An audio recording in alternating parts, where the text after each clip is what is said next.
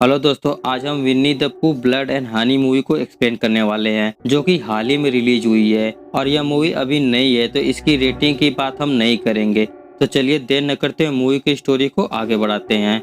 Movie के starting में हमें बताया जाता है कि एक बच्चा क्रिस्टोफर 100 एकड़ जंगल में उसे कुछ अजीब से दिखने वाले क्रिएचर मिले जो कि ना ही इंसान थे और ना ही जानवर, जिनमें पिगलेट, आउल, रेबिट, डंक और विन्नी द पूह होता है। उन क्रिएचर से क्रिस की अच्छी खासी दोस्ती हो जाती है और क्रिस उनके साथ ही रहने लगता है और खेलता कूदता है और उनके लिए खाना भी लाता है। और ऐसे करते करते दिन महीने में, महीने सालों में बदल गए और एक दिन ऐसा आ गया जब क्रिस को अपनी डॉक्टरी की पढ़ाई के लिए उन्हें छोड़कर जाना पड़ता है। जिसके बाद उसके दोस्त अकेले पड़ जाते हैं जो क्रिस्टोफर के लौटने के आस में पड़े होते हैं। लेकिन वक्त बीतता गया और क्रिस वापस नहीं आया और यहाँ पर अब खाने पीने की कमी होने लगी थी, जिससे इनकी हालत काफी बिगड़ने लगी थी। आखिरी में यहाँ पर सर्दियाँ पड़ने लगती है तो वह सभी भूख से बचने के लिए अपने एक साथी को ही मारकर खा जाते हैं और इन्हें अपने साथी को खाने के बाद बहुत ही दुख पहुँचता है और इन सबका जिम्मेदार वो लोग क्रिस को ही मानते हैं। जिसके बाद वो लोग एक कसम खाते हैं कि वो लोग इंसानों से कोई भी नाता नहीं रखेंगे बल्कि उनका शिकार करेंगे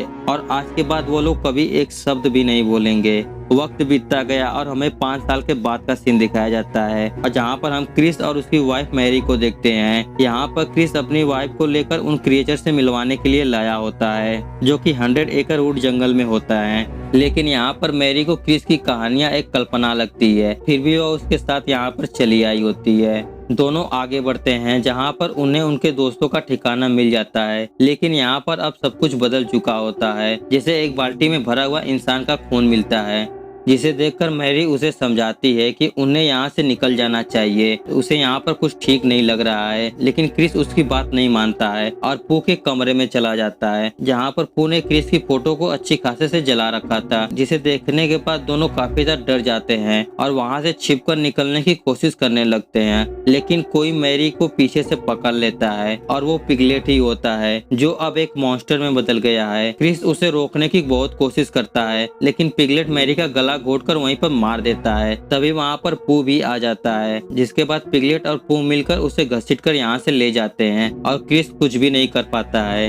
इसके बाद यह कहानी मारिया पर शिफ्ट होती है जिसके साथ हाल ही में एक हादसा हुआ होता है जिससे वह उभरने के लिए एक साइकाट्रिस्ट की थेरेपी लेती है और वो डॉक्टर उसे नेचर के साथ घुलने मिलने के लिए कुछ वेकेशन बिताने के लिए कहती है ताकि मारिया अपने अतीत को भुला पाए। इसके बाद मारिया अपने 4 फ्रेंडों के साथ मिलकर वेकेशन मनाने के लिए 100 एकड़ जंगल के पास ही बने एक केबिन में जाती है जो कि इनकी सबसे बड़ी गलती होती है। और यहाँ पर हमें मारिया के फ्रेंडों के नाम एक एक करके आगे जानेंगे। फिर सभी लोग केबिन के अंदर जाकर बहुत खुश होते हैं और अपना अपना कमरा बेचने लगते हैं। और इनकी दोस्त एक टीना भी होती है जो यहाँ पर आ रही होती है और वो अपना रास्ता भी भूल गई होती है और वो 100 एकड़ जंगल के पास पहुँच जाती है जहाँ पर वो इन सबको फोन करती है, लेकिन उसका फोन कोई भी रिसीव नहीं करता है। तभी टीना को वहाँ पर पू दिखता है और वो अपने सामने इतने बड़े क्रिएचर को देखकर वहाँ से भागने लगती है और वो जाकर एक बंद बड़ी गैराज में छिप जाती है। लेकिन उसका पीछा करते करते पू भी वहाँ पर पहुँच जाता है जो उसे पकड़ लेता है और उसे एक चॉपर में डालकर मार देता है। फिर पू अपने ट्री हाउस में जाता है जहाँ पर वो क्रिस्टोफर को बंदी बनाकर रखा होता है। क्रिस उसे बहुत समझाने की कोशिश करता है और बताता है कि उसे कॉलेज जाना बहुत जरूरी था और उसे अपने किए पर पछतावा भी है। लेकिन पू को उसका बचपन का किया हुआ वादा याद आता है जो कहता है कि वह उन्हें कभी भी अकेला नहीं छोड़ेगा। इसे याद करके पू काफी ज्यादा वायलेंट हो जाता है और सारे सामान को इधर उधर फेंकने लगता है। फिर वो क्रिस को मार मार कर काफी जख्मी कर देता है। तभी क्रिस यहाँ पर मैरी की कंकाल को देखता है जिसे देखकर वो बहुत तेज रोने लगता है। फिर पू उसे मैरी के ब्लड से नहला देता है। इसके बाद हम मारिया को देखते हैं जो अपने फ्रेंडों को अपने अतीत के बारे में बता रही होती है कि वह एक रात अपने कमरे में सो रही थी। तभी रात के 3 बजे उसके कमरे में कोई व्यक्ति आता है जो उसके कपड़े उतारने की कोशिश करने लगता है। तभी वहाँ पर मारिया की नींद खुल जाती है, जिसके बाद वो वहाँ पर तुरंत पुलिस को बुलाती है। तो पुलिस उस व्यक्ति की जांच पड़ताल करती है तो उन्हें उस व्यक्ति का लैपटॉप मिलता है जिसके अंदर सिर्फ मारिया के बारे में ही होता है। मतलब यह है कि वह व्यक्ति मारिया पर पहले से ही नजर रख रहा था और उस गम से अब मारिया धीरे धीरे बाहर निकल रही है। इसके बाद लारा वहाँ से नहाने के लिए बाथटब में चली जाती है, जहाँ पर वो अपने कुछ पिक को खींचती है। फिर वो फोटो को देखती है तो उसके पीछे कोई खड़ा होता है जो उसे देख रहा होता है। तो लारा को ऐसा लगता है कि उसे कोई छिपकर देख रहा है। इससे पहले वो कुछ कर पाती वहाँ पर पू और पिगलेट आ जाते हैं जो उसे बेहोश करके बंदी बना लेते हैं। जब लारा की आँख खुलती है तो वो एक गाड़ी के सामने बंधी हुई होती है। गाड़ी पू चला रहा होता है और पिगलेट उसे दबा कर रखता है। फिर पू गाड़ी को उसके सर पे चढ़ाकर बड़ी बेरहमी से उसके सर को कुचलकर मार देता है। फिर लारा की चीख सभी फ्रेंडों को सुनाई देती है तो सभी फ्रेंड चेक करने के लिए बाहर आते हैं। तो बाहर उन्हें लारा की फटी हुई लाश दिखती है,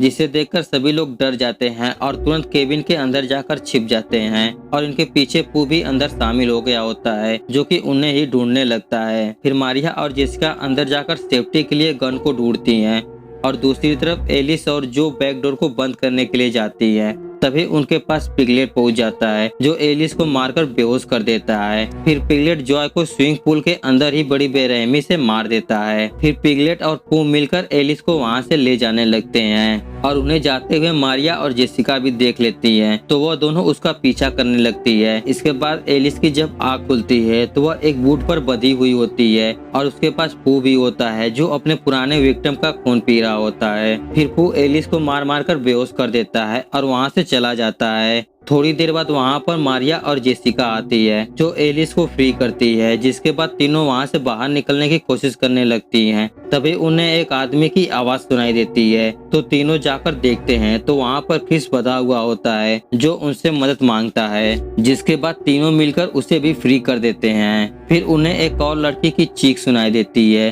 तो क्रिस उन्हें उस लड़की को बचाने के लिए कहता है। तो तीनों मिलकर वहां से बाहर आते हैं और देखते हैं कि पू ने एक लड़की सालिन को काफी जख्मी करके बांध रखा है। तो तीनों मिलकर यहाँ पर उसे भी आजाद करते हैं और उसे लेकर बाहर आते हैं। तभी सालिन अपने चेहरे को एक आईने में देखती है तो उसका चेहरा बहुत ही भयानक होता है, जिसे देखकर वो बहुत तेज रोने लगती है और उसके पति को भी पिगलेट ने मार दिया होता है। जिसके बाद सालिन मारिया के हाथ से गन को छीन लेती है और अपना बदला लेने के लिए वापस जाती है। फिर वह एक गोली फायर करके पिगलेट को यहाँ पर बुलाती है, जिसके बाद उसकी गन नहीं चलती है क्योंकि उसकी गन लोड नहीं होती है और उन्हें यहाँ पर छिपकर सभी देख रहे होते हैं। तभी वहाँ पर पू भी आ जाता है तो पिगलेट सालिन को वहीं पर मार देता है, जिसे देखकर मारिया की चीख निकल जाती है तो उन्हें पू देख लेता है और मारिया और जेसिका वहाँ से भाग निकलते हैं तो पू उनके पीछे लग जाता है। लेकिन एलिस यहीं पर फंस जाती है, जिसके हाथ में उनका हैमर लग जाता है। तब एलिस पिगलेट को मारकर बेहोश करके वहीं पर बांध देती है। फिर एलिस पिगलेट को जान से वहीं पर मार देती है तो पिगलेट की आवाज पू भी सुन लेता है तो वह तुरंत ही वहाँ पर आता है और वो अपने साथी की लाश को देखकर उसे बहुत गुस्सा आता है तो वह तुरंत ही एलिस के मुंह के अंदर एक नाइफ डालकर बड़ी बेरहमी से मार देता है। जिसके बाद पू मारिया और जेसिका के पीछे पड़ जाता है। आगे जाने पर मारिया और जेसिका को कुछ हंटर मिलते हैं तो वह दोनों उनसे मदद मांगने लगती है और जाकर गाड़ी में बैठ जाती है और उन्हें भी अपने साथ चलने के लिए कहती हैं। लेकिन वो सभी हंटर पू को देख लेते हैं और उसे मारने के लिए उसके पास जाते हैं, जहाँ पर सभी लोग मिलकर पू को बहुत मार मारते हैं लेकिन पू को कुछ भी नहीं होता है। तभी पू एक एक हाथ में सभी हंटर को मार देता है। उन लोगों के मरने के बाद मारिया और जेसिका गाड़ी चलाने लगते हैं और वहाँ से भागने की कोशिश करते हैं, लेकिन पू भी उनकी गाड़ी पर चढ़ गया होता है जो जेसिका को खींचकर बाहर निकालता है। जिसके बाद पू बड़ी बेरहमी से ही जेसिका के सर को धड़ से अलग कर देता है। फिर वो मारिया को मारने के लिए आगे बढ़ता है। तभी कहीं से क्रिस एक कार को लेकर आता है जो सीधा पू पर चढ़ा देता है, जिसकी वजह से पू दोनों गाड़ियों के बीच में फंसकर बेहोश हो जाता है। इसके बाद क्रिस मारिया को लेकर वहाँ से निकलने लगता है। तभी पू होश में आ जाता है जो उनके पीछे लग जाता है और जाकर मारिया को पकड़ लेता है। तो क्रिस यहाँ पर पू से माफी मांगने लगता है और वह कहता है कि उसके अंदर आज भी इंसानियत जिंदा है, जिसके लिए पू ये सब करना छोड़ दे। जिस पर पू बोलता है कि तुम झूठ बोल रहे हो। ऐसा कहते ही पू मारिया के गला को काट देता है, जिसके बाद मारिया वहीं पर मारी जाती है। और यह सब देखकर क्रिस बहुत ज्यादा डर जाता है और वहां से भाग जाता है। और इसी के साथ यह मूवी यहीं पर खत्म हो जाती है। तो दोस्तों मूवी सीक्वल के साथ खत्म हुई है और इस मूवी का सीक्वल जरूर आएगा क्योंकि यहाँ पर क्रिस बच गया होता है और यह भी हो सकता है कि पिगलेट भी बच गया हो। इस मूवी के अंदर हमें आउल और रेबिट को नहीं दिखाया गया है, तो हो सकता है कि आने वाले अगले चैप्टर में हमें उन्हें दिखाया जाए। आने वाली अगली मूवी में कुछ भी हो सकता है। तो दोस्तों आज के लिए इतना ही। तो उम्मीद करता हूँ कि हमारी एक्सप्रेशन आपको पसंद आई होगी। पसंद आई हो तो वीडियो को लाइक करें और स्टोरी आपको कैसी लगी नीचे कमेंट करके जरूर बताएं। और ऐसे ये एक्सप्रेशन वीडियो देखने के लिए इस चैनल को सब्सक्राइब करके बेल नोटिफिकेशन को ऑल पे सेट कर ले, ताकि आने वाली वीडियो की नोटिफिकेशन सबसे पहले आपको मिले। चलिए मिलते हैं नेक्स्ट वीडियो में, तब तक के लिए गुड बाय।